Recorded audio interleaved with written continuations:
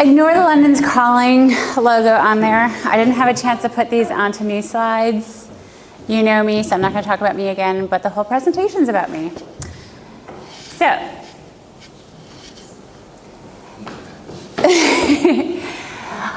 part of the reason I did this talk is I was asked to do something that was a bit motivational and inspirational and all kinds of stuff, and I was asked by Simon Goodyear, who is one of our London's Calling co-organizers. So this is a bit of my journey from all kinds of crazy things. You guys will find out. Come along on the journey with me. So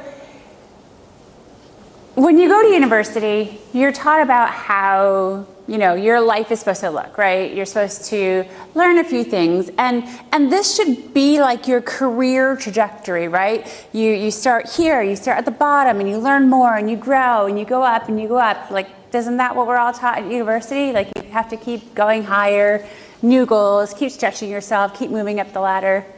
That's what I learned in university. You guys didn't learn that in university? No? So I kept thinking, like, the harder I worked, the more I did, da-da-da-da, you know, that whole mindset, that I would just get to the top. I don't know what the top was, but you just have to go to the top. Yeah, that's kind of what my journey has looked like. So what happened was I started, you know, I finished university. Actually, didn't really finish university. It took me like a really long time because I'd start and stop and start and stop and start and stop. I decided to get a job because I decided I wanted money. I'm from the US, meaning school is very, very expensive. Decided I wanted money. I'm going to kind of go to school on the side, do all that stuff. Got a job in the fascinating world of insurance and financial services. Yeah. Refugee from insurance and financial services. So, and that environment really kind of followed that whole arrow, right? So, but then I was like, I don't really like this, and I would kind of take a step sideways, and I started doing some business analysis work, and then I was like, I got an opportunity to go to Ireland and work building up a company in Ireland, building a call center, and lo and behold, that was my entry into Salesforce. That was in 2004.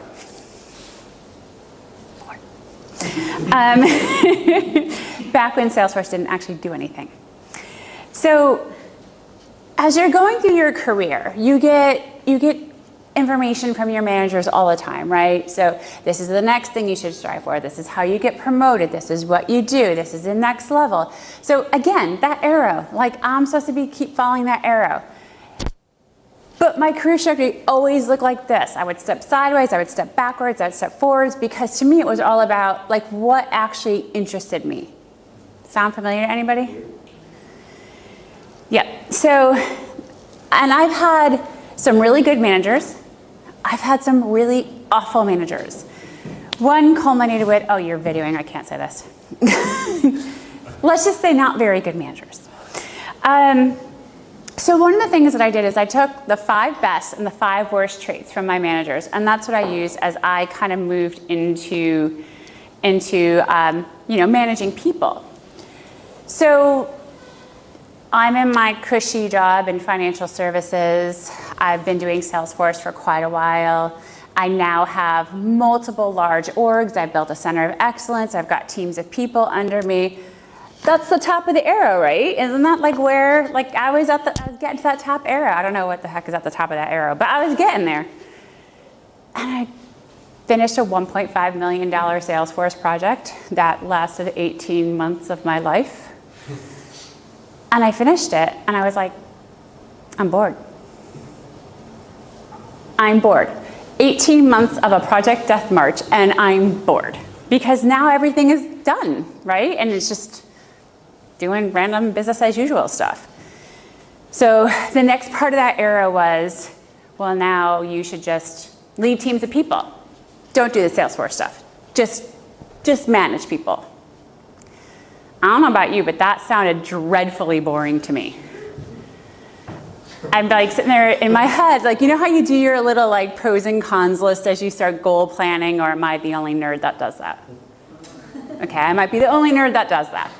Anyway, Do I want a job where I have really valuable skills that are quite attractive in the marketplace, shall we say, with Salesforce skills? Or do I want to manage people? It's kind of on the track of like any trained monkey can manage people. I'm like, I'm gonna do something for B. So this is where I was at this crossroads. I left my job of managing people, managing orgs, client side, blah, blah, blah, blah, and I went to consulting. Let me tell you, I got quite a lot of, are you sure that's what you want to do? Yep, that's what I want to do. And why did I want to do it? Personal development. How many people take time to really think about their personal development? You guys are not the norm. I love that you do, but you're not the norm. I mean, I saw this thing online the other day. It was like, pick 3. It's only going to be work, fitness, friends and family, education, something like that. Pick 3, because that's all you have time for. And I was like, but I really want to develop my skills.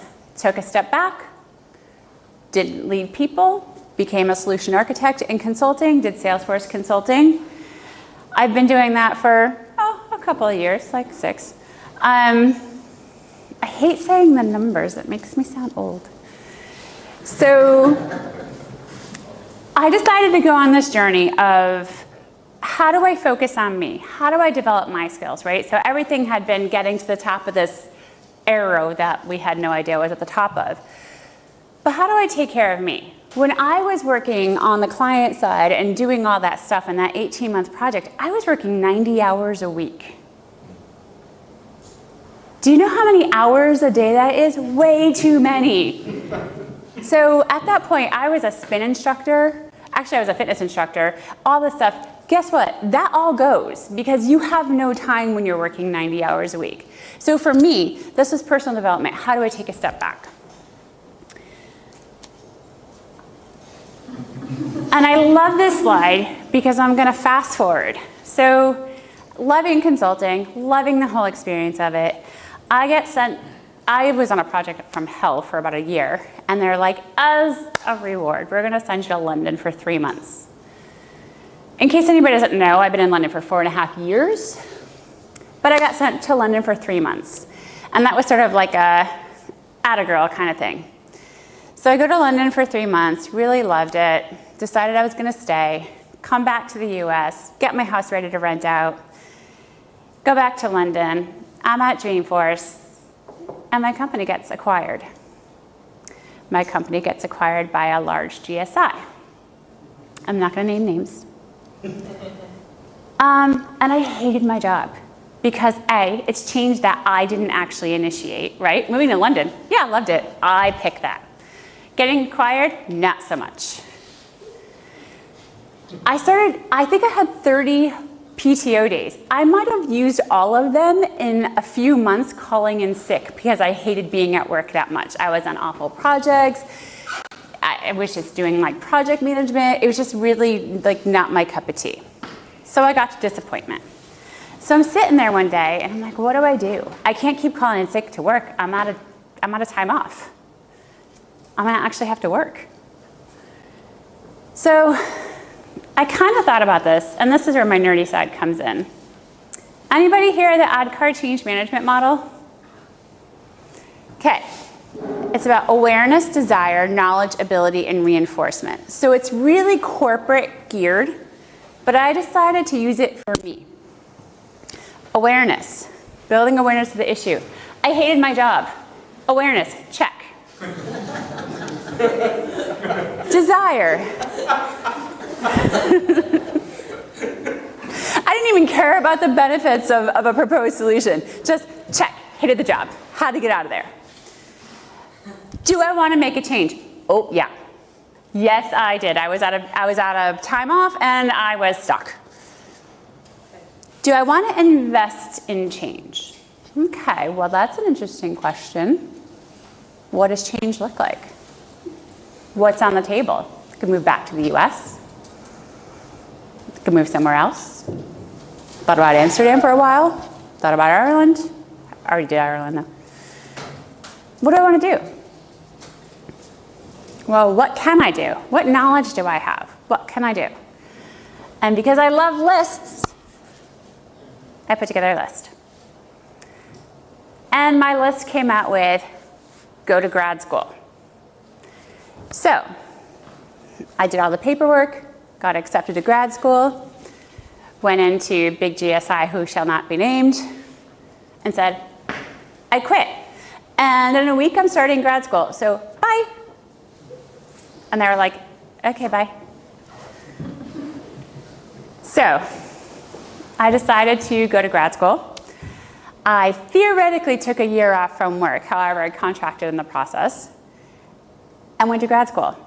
Anybody here do an MBA? Yeah. It's fun, right? No. No. No. I'm looking around at all the 22-year-olds, and I'm like, wow. Yeah. Okay. I can do this. I got this.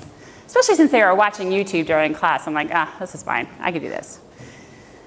So the next part of this is ability, right? It was a hard year. It was a really hard year. And for me, it was a time to kind of like think back. What is it that I'm trying to do?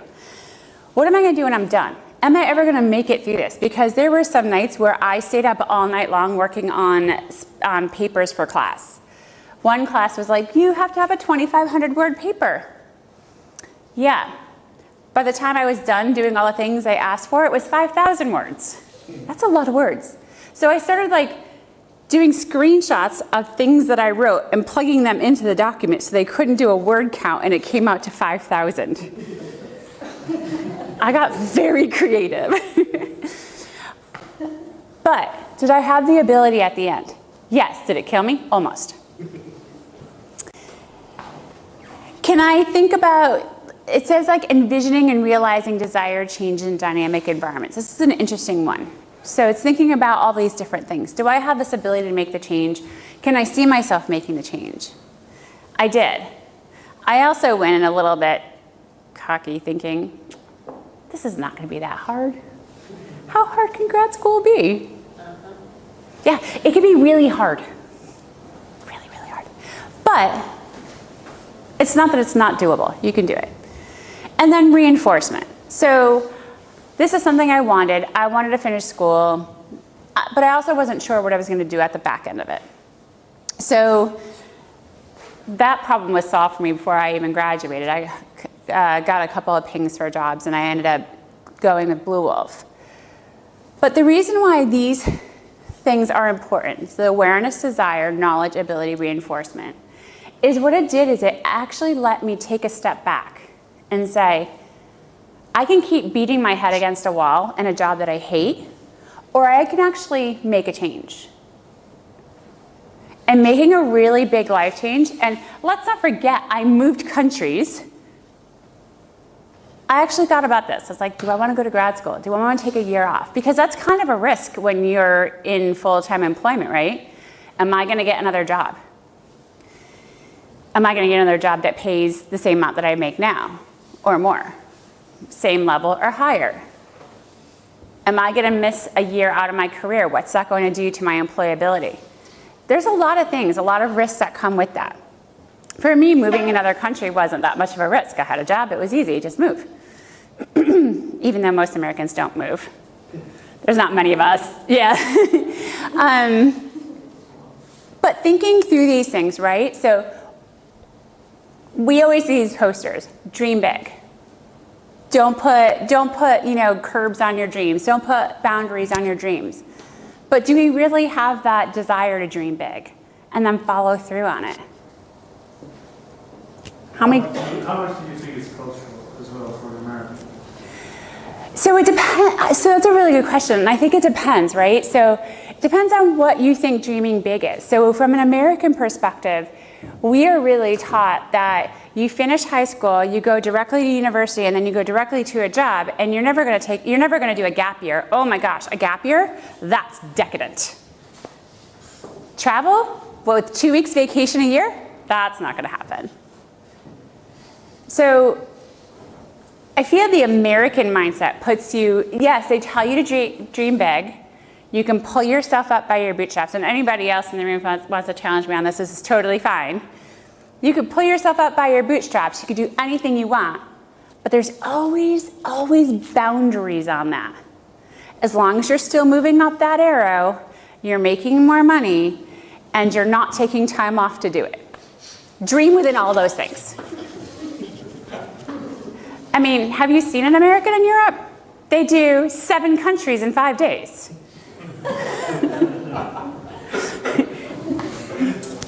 I just moved here so I could travel. But have that awareness. What is it that you want to do? Are you in the place you want to be?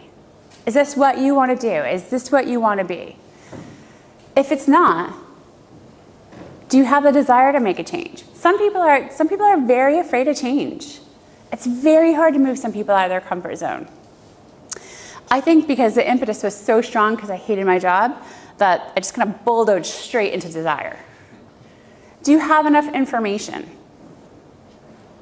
Can you actually do it?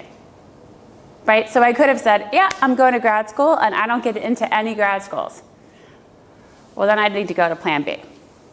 And then reinforcement. Are you going to be able to continue with that change, stick with it?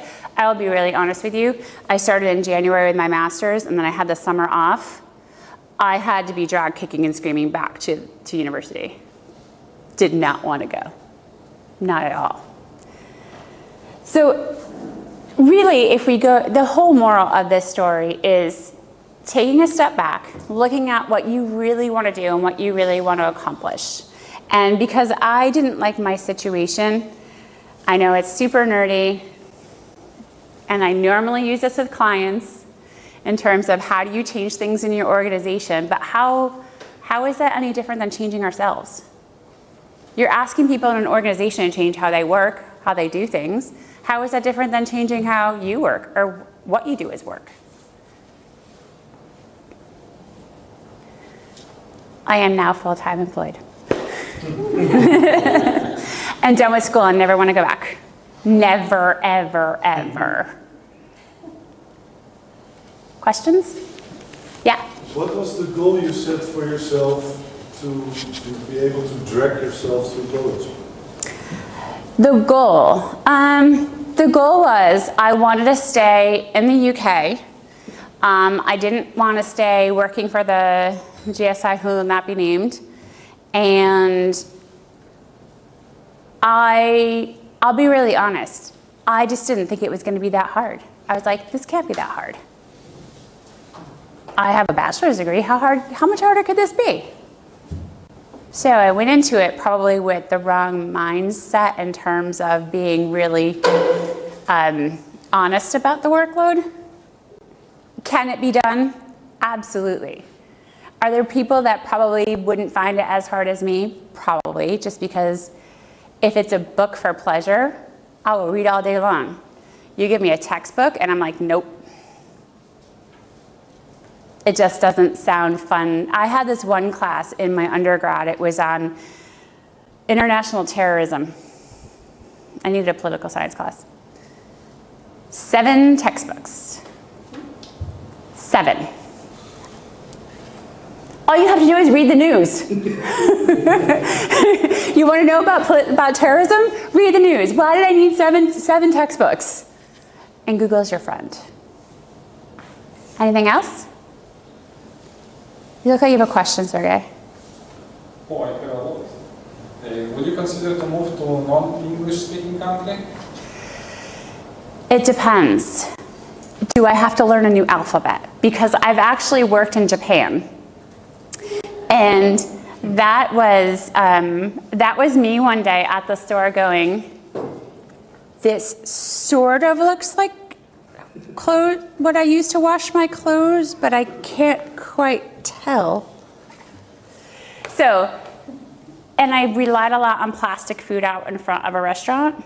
So I've done it, but not to live full time. And that I cannot read any kind of kanji. So that was difficult. But do you mean like an Italian speaking or Spanish speaking or Dutch speaking or German speaking country?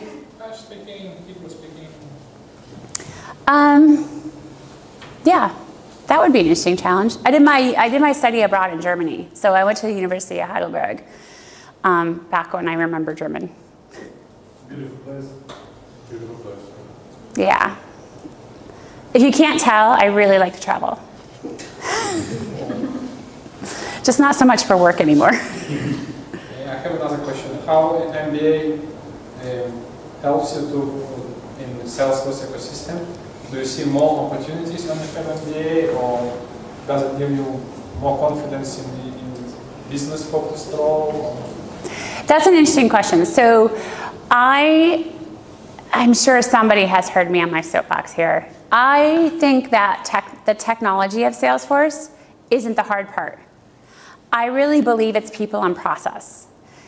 So how many times do you go and you talk to a client? So even if you're on the client side, talking to like your business constituents, or if you're in consulting, you're talking to clients, and you ask them questions like, so you want to do this, but what's the objective? What are you trying to achieve? Well, we just want to put it in Salesforce. No, that's not an objective. Why do you want to put it in Salesforce? We want to track it. Why? So I just know someone's doing their job? Okay, no.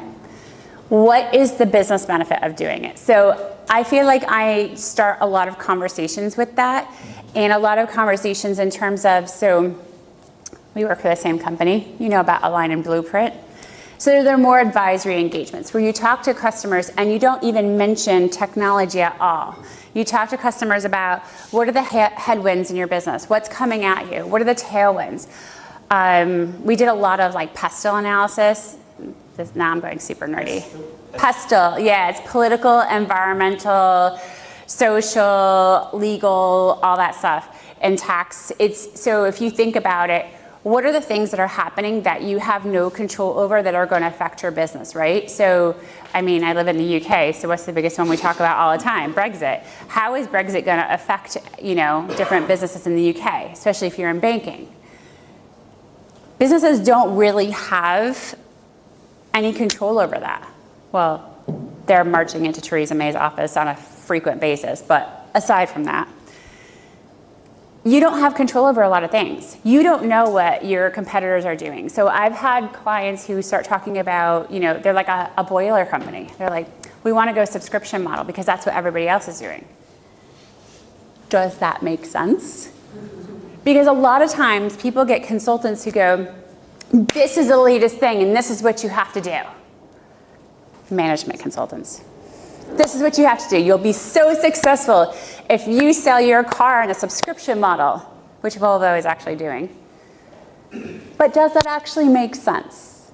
And we try to be that middle layer of, okay, this is the objective that you set out. What are we doing here? How are we going to help you get there? Because you want your goals to be measurable. So that's a really long-winded answer to how it's helped me. It's given me a better business sense to work through what customers need from an upper level objective, rather than just going, just build it in Salesforce. It'll be totally fine. Just build what we have in SAP now. Just put it in Salesforce. Please don't ever say that to me again.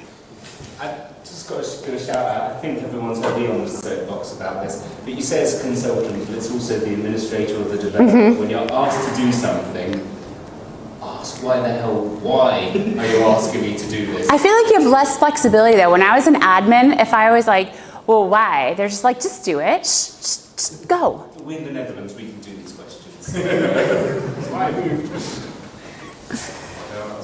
Yeah? So you already knew that you hated your job? Yeah. To start this process. What's your advice for people who don't know what they like or what they hate? The biggest piece of advice I can give you is take a step back. Take a step back, regroup. Even if you have to take some time off, and I'm sounding like I'm doing some like eat, pray, love thing where you're gonna go around the world and like do some meditation, but it's not even that fancy. What is it that you're trying to do? What do you like? What do you not like? Like I think what I really didn't like about my job is that became very boring. It was like, oh, we don't really have any projects, but here, just go do a little bit here, go a little bit, do a little bit there, and then I would sit on the bench. And I hate being on the bench as a consultant, so I hate downtime. I'm just not that person. I'm not wired that way. I have to be doing something. And it got really easy to call in sick because I wasn't doing anything, so they didn't care if I was there or not. But take a step back. Take stock of what you like to do, what you want to do. Don't be afraid to dream big, because you know what? You can always do short and medium and long-term goals. Maybe it's, you want to take a year off from work and you want to travel around. Maybe that's a goal for 2 years from now.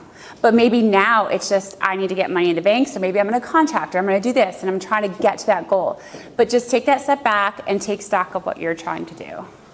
I think another good question you can ask yourself is, what would you do if you knew for sure it will be successful? That is a great question. And unfortunately, I went in thinking I would pass. Because my question to you would be, are you doing what you set out to do? I am. Actually. I am. Blood, sweat, and tears and all. Those are the most rewarding ones. They are. I just felt like I was at a point in my life where I was never going to pull an all-nighter doing schoolwork again, but things happen. So I realize I'm standing between you guys and more alcohol. Jodi, Thank you. You've been absolutely amazing.